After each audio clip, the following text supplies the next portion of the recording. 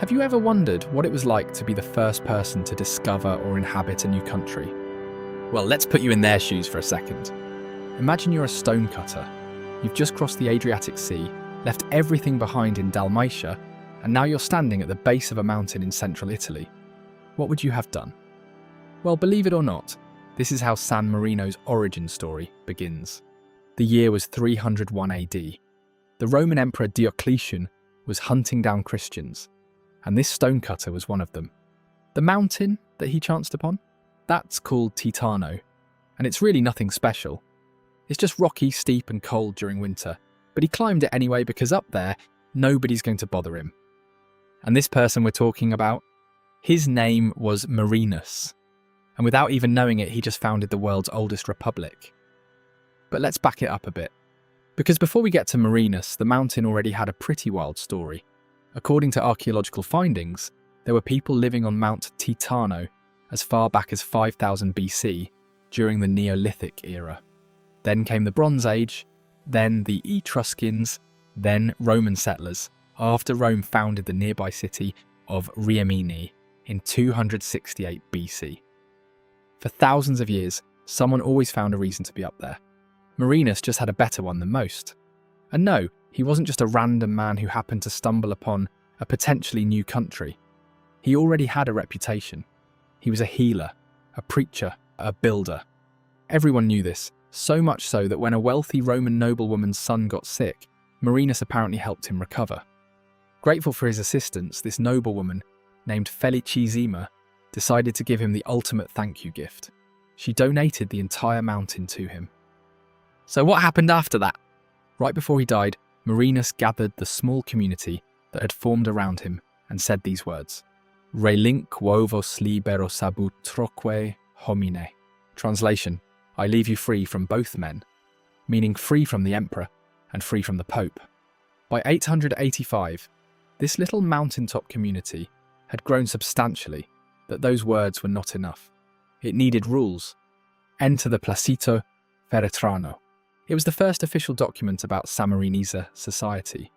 Basically, it was a legal court transcript where a local bishop tried to claim the mountain, but the judge ruled that the land belonged solely to the community. It's the earliest written proof that San Marino was independent. The Orengo, an assembly of family heads, ran things for centuries. Then, in 1243, something clicked. Instead of rule by assembly, San Marino elected its first two captains regent, two leaders sharing power, each keeping the other in check. It's actually the same system they still use today, more than 750 years later. But I digress. Going back, they compiled their first legal code around 1300, and by 1463, after a fierce war against the Mahalatesta family of Rimini, San Marino's borders were set. A few neighbouring towns joined them, the Pope officially recognised the new borders, and that was that. End of the story. Just kidding, because at a time when Europe was a constant reshuffling of kingdoms, eating each other alive, this tiny mountain republic found a way to keep holding on. Well, come the year 1600, San Marino formalised its laws into the statutes, which acts as their constitution to this very day. But having a piece of paper doesn't stop invaders. In 1739, a cardinal named Alberoni actually sent troops to occupy the place, probably assuming it would be an easy win. In response, the Sammarinese launched a massive campaign of civil disobedience, appealed directly to the Vatican, and within months the Pope ordered Alberoni's forces to pack up and get out.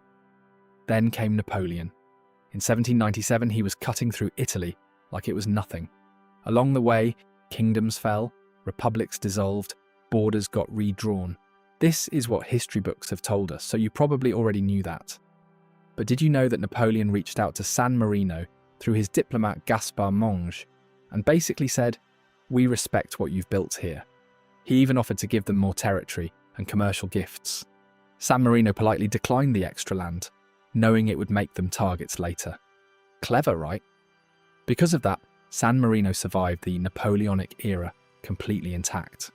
We know this because the Congress of Vienna confirmed their sovereignty in 1815. Once Napoleon was out of the picture, we meet another famous historical figure. Ladies and gentlemen, please welcome Abraham Lincoln. On May 7th, 1861, the President of the United States sent a letter to the Captain's Regent of San Marino. Imagine, in the middle of his own civil war, running a country of millions, he found time to write to a republic of a few thousand people on a mountain in Italy. He wrote, "Although your dominions are small, your state is nevertheless one of the most honoured in all history."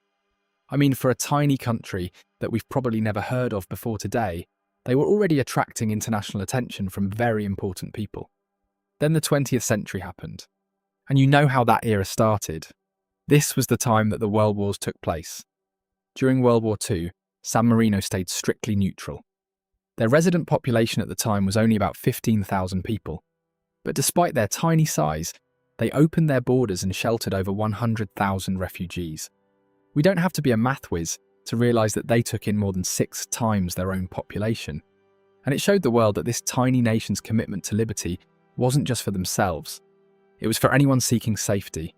And for a brief tense moment in 1944, German forces actually occupied the territory before Allied troops drove them out in what became known as the Battle of San Marino.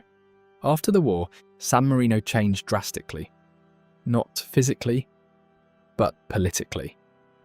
As much as I want to break that down for you one by one, that's going to take us forever, so let's do a quick fire version, shall we? First, San Marino elected communist governments democratically, and kept doing so until a constitutional crisis in 1957 brought the Christian Democrats to power. In 1958, women got the right to vote. Then in 1973, full political equality came.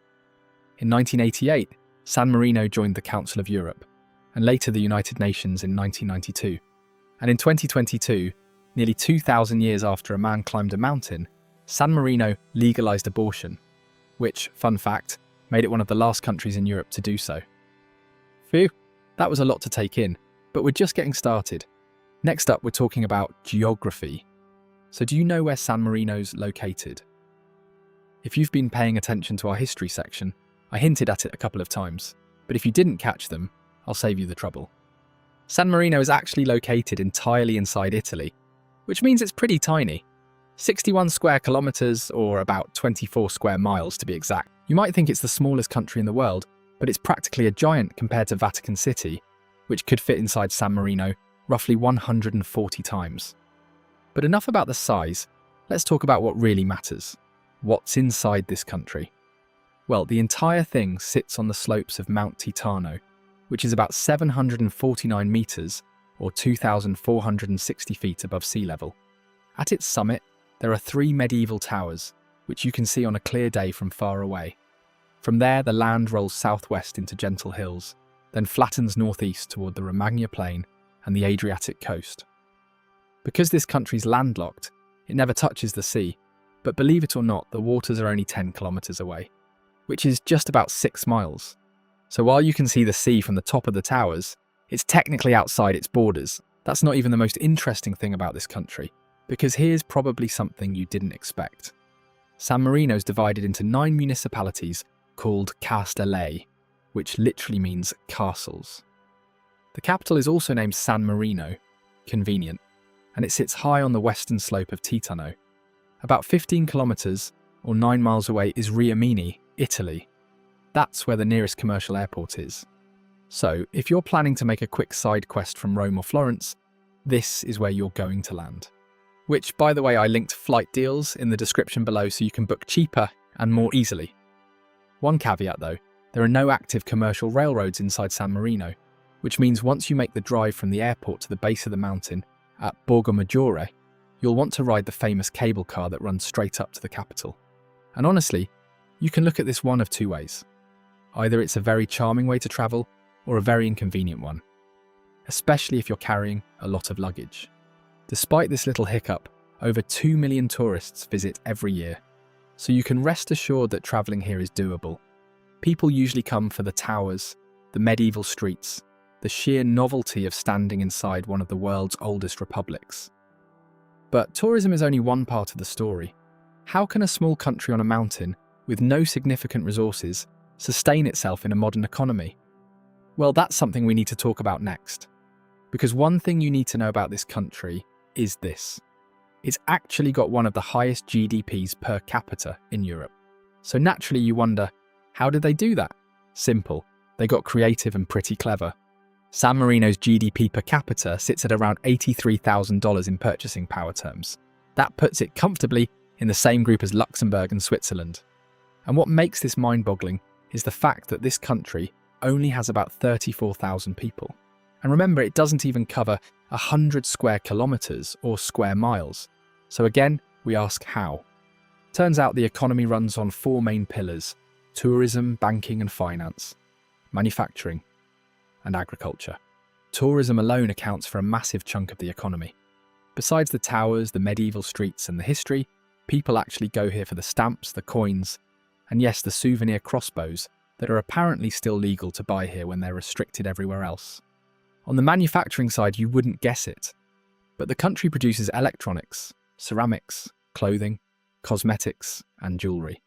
Fine printing, particularly postage stamps, has historically been a steady revenue source, with collectors worldwide seeking San Marino issues specifically. The country also benefits from a corporate tax rate of 17%, which is lower than Italy's 24%. Because of this, warehouses and company registrations cluster near the borders to take advantage of this gap. Now, about that banking sector. For decades, San Marino's financial system operated with a level of secrecy that attracted significant outside money and significant outside scrutiny. In 2009, the OECD, which is the Organization for Economic Cooperation and Development, basically the global watchdog for economic policy, removed it from the tax haven blacklist after a series of major transparency reforms. In 2010, it signed tax information exchange agreements with most major countries. Progress, officially. But the underlying story is a whole lot messier. San Marino has cycled through a string of banking scandals, from the one in 2009 when senior executives from its largest bank were arrested by Italian authorities on money laundering charges, to the one in 2011 when another bank lost its license entirely after criminal investigations. Then there's another event in 2019 when a third bank faced probes over suspicious loans. And fast forward to right now in 2025 and 2026. Banca di San Marino finds itself at the centre of a massive international controversy involving a Bulgarian investor, Starcom Holding, and a frozen €15 million. What started as a bid to buy a majority stake in the bank turned into a legal battleground over alleged private corruption and frozen assets, with the investor launching public disclosure sites to fight what they call systemic secrecy. It's gotten so heated that Bulgarian diplomats and European officials have flagged strong concerns, and Sofia is actively pushing to put San Marino's highly anticipated EU association agreement on hold until the dispute is resolved. That agreement promises to give San Marino's banks seamless access to the EU single market for financial services. Simply put, it would be a significant step up, economically, assuming that they can sort out the drama first. Well, how about on the cultural front? How's San Marino doing in that aspect? Well, let me tell you, there's an old diplomatic saying among the Samarinesi, no tihanoyin yo tihalie altri, or known to ourselves, unknown to others. For a country that spent 1,700 years staying out of everyone else's wars while quietly outlasting every empire that surrounded it, that's more than a simple motto. It's actually a survival strategy that eventually became a personality. And the culture, unsurprisingly enough, reflects exactly that. Every September 3rd, the Feast of San Marino celebrates their founding. But the real showstopper is the investiture of each new pair of captains regent. It happens twice a year, and it's a full, spectacular ceremony, complete with medieval costumes, public processions, and breathtaking flag-throwing performances. They might seem like a simple tourist attraction, or a fad to an outsider, but in reality, they're the exact same rituals tied to the exact same governmental system that's been running since 1243. Speaking of tradition, let's talk about the national symbol. It's actually the crossbow. You probably don't know it, but San Marino has an active, highly skilled crossbow corps of around 80 members who train year-round and perform at festivals in full medieval dress. So if you're a big Ren Fair fanatic, this is something you absolutely got to see for yourself. And if you're planning to do just that, remember amazing flight deals are waiting for you down in the description. But besides all the history, let's talk about the thing everyone's really interested to learn about. Food. As you guessed, it's pretty close to its Italian roots, but with a proud local twist. Think incredible homemade pasta, rich local Sangiovese wines grown right on the slopes of Titano, and torta tre Monte, a beautiful crispy layered chocolate and wafer cake named after their famous three towers. Quite straightforward if you ask me. It's got all the comforting flavours we're familiar with, but with just enough distinct flair to make it unique. So what do you think? Have I convinced you enough to book that flight? If not, well, I've got plenty more videos to convince you otherwise. That's why if you enjoyed this video, you'll absolutely love this next one.